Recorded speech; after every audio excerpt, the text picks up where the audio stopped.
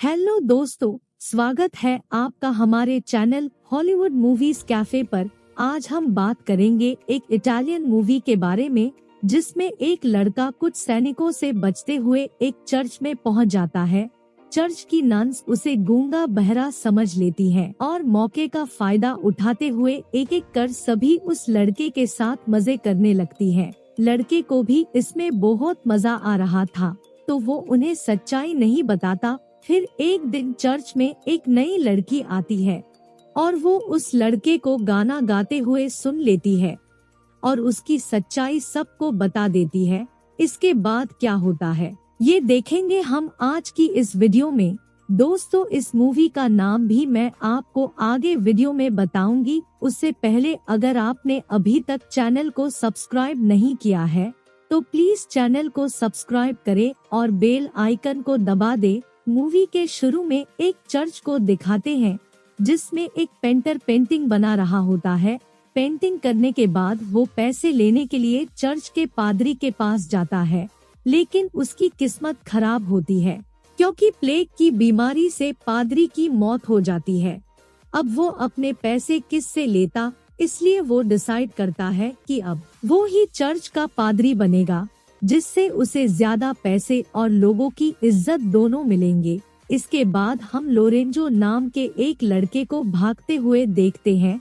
उसके पीछे जर्बिनो नाम का एक आदमी पड़ा हुआ था, लेकिन किसी तरह लोरेंजो एक घोड़े पर सवार होकर वहां से भाग निकलता है, तो जर्बिनो अपने आदमियों को उसे पकड़ने का हुक्म देता है। दूसरी तरफ पैम्पिनिया नाम की एक लड़की अपने माता पिता के लिए प्रे कर रही होती है क्योंकि प्लेग से कुछ वक्त पहले ही उनकी डेथ हो गई थी। तभी वहां जर्बिनो आ जाता है।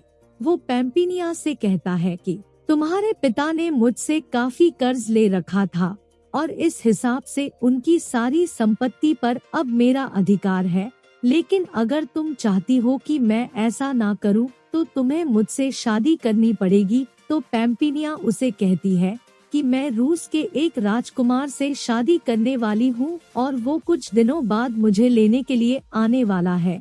उधर लोरेंजो को भागते हुए दिखाते हैं। उसके पीछे अब भी जर्बिनो के सैनिक पड़े हुए थे। उनसे बचने के लिए वो एक पेड़ पर चढ़ जाता है, जिस वजह से सैनिक उसे देख नहीं पाते और सीधे निकल जाते हैं। इस तरह लोरेंजो उनसे तो बच जाता है। तभी अचानक पेड़ की डाल टूट जाती है और लोरेंजो नीचे जा गिरता है, जिससे उसके सर पर चोट लगने से वो बेहोश हो जाता है। फिर कुछ देर बाद वहां दो नन्स आती है और उसे पास ही के एक चर्च में ले जाती है। चर्च में ले जाने के बाद वे दोनों उसे गंदी तरीके से देखने लगती है और उसे इधर उधर टच करने लगती है, क्योंकि उन्हें भी ऐसा नौजवान कभी कभी देखने को मिलता था। लोरेंजो अब तक होश में आ चुका था, लेकिन वो जानबूझकर बेहोश होने का नाटक करता है क्योंकि उसे भी अब इसमें बहुत ज्यादा मजा आ रहा था। तभी वहाँ एक और नाना आ जाती है। वो उन्हें डांटते हुए कहती है कि तुम जानती हो कि यहाँ पर मर्दों का आना मना है। तो इस पर वे कहती है कि ये लड़का तो गूंगा और बहरा है और हमें काम करने के लिए एक ऐसे ही आदमी की जरूरत है। ये बात सुनकर वो भी मुस्कुराने लगती है और फिर लोरेंजो की अच्छे से खातिरदारी की जाती है। दूसरी तरफ पैम्पिनिया जर्बिनो से काफी तंग आ चुकी थी क्योंकि अब वो हर जगह उसे परेशान करने लगा था। तो पैम्पिनिया कुछ दिनों के लिए वहाँ से जाने का फैसला करती है और फिर वो भी उसी चर्च में रहने चली आती है जहाँ पर लोरेंजो रहता था। जब पैम्पिनिया की नजर लोरेंजो पर पड़ती है तो वो नन से पूछती है कि ये लड़का कौन है। वे उसे बताती है कि ये यहाँ पर काम करता है और ये गूंगा बहरा है, लेकिन पैम्पिनिया को उस पर शक हो जाता है, जिसके बाद वो लोरेंजो की हरकतों पर नजर रखने लगती है। दूसरी तरफ रूस का राजकुमार पैम्पिनिया से मिलने उसके घर पहुंच जाता है, लेकिन उसे वहां पैम्पिनिया की जगह जर्बिनो मिलता है और वो उसे ये कहते हुए वहां से भगा देता है कि पैम्पिनिया अब उससे शादी करने वाली है। जिसके बाद राजकुमार निराश होकर वहां से जाने लगता है। तभी रास्ते में उसे एक आदमी मिलता है वो राजकुमार को पैम्पिनिया का लाटर देते हुए बताता है कि वो जर्बिनो से तंग आकर यहाँ से चली गई है और वो दूसरे टाउन के एक चर्च में उसका इंतजार कर रही है। जिसके बाद राजकुमार उसी वक्त चर्च की तरफ रवाना हो जाता है। दूसरी तरफ दो नन लॉरेंजो के लिए खाना लेकर आती है। उनमें से एक नन उसे समझाने लगती है कि हमें ऊपर वाले ने तुम्हारे पास घपा घप करने के लिए भेजा है, तो लॉरेंजो बहरा होने का नाटक करने लगता है। तब दूसरी नन अपनी पतलून उतार देती है, जिसके बाद लॉरेंजो उनके साथ घूप पलंग तोड़ करता है। इस तरह एक एक कर सभी नन दिन रात लॉरेंजो के साथ घपा घप करती रहती थी। फ्रेंड्स, इस फिल्म का नाम है वर्जिन टेरिटरी। ये 2007 में रिलीज हुई थी। आगे हम देखते हैं कि पैम्पिनिया लॉरेंजो पर नजर रख रही थी, क्योंकि वो लॉरेंजो की सच्चाई सबके सामने लाना चाहती थी, या शायद वो लॉरेंजो से प्यार करने लगी थी। फिर एक दिन वो लॉरेंजो को गाना गाते हुए सुन लेती है और उसे उसकी सच्चाई पता चल जाती है। फिर एक दिन पैम्पिनिया उसके पास जाती है और उसकी आंखों पर पट्टी बांधकर उसे किस करती है और उससे कहती है कि मैं तुमसे प्यार करती हूँ और तुमसे शादी करना चाहती हूँ। ये कहने के बाद वो वहाँ से चली जाती है, लेकिन आंखों पर पट्टी होने की वजह से लॉरेंजो उसे देख नहीं पाता है। आगे हम देखते हैं कि पैम्पिनिया के वापस घर जाने का वक्त आ चुका था। घर जाने से पहले वो एक नन को लॉरेंजो की सच्चाई बता देती है कि वो कोई गूंगा या बहरा नहीं है, बल्कि वो तो नाटक कर रहा है। जिसके बाद वो नन लॉरेंजो को चर्च से बाहर निकाल देती है। तभी वो पैम्पिनिया को वहाँ से जाते हुए देखता है, तो वो उसे कहता है कि मुझे भी चर्च से निकाल दिया है, क्या तुम मुझे अपने साथ ले जा सकती हो।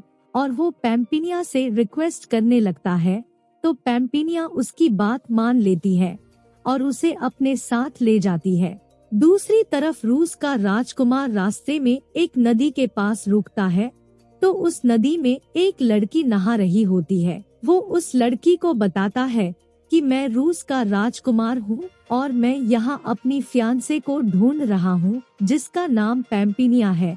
लेकिन इससे पहले उसने कभी पैम्पिनिया को नहीं देखा था, तो वो लड़की उससे झूठ बोल देती है कि मैं ही तुम्हारी वो पैम्पिनिया हूँ। राजकुमार भी उसकी बातों पर यकीन कर लेता है।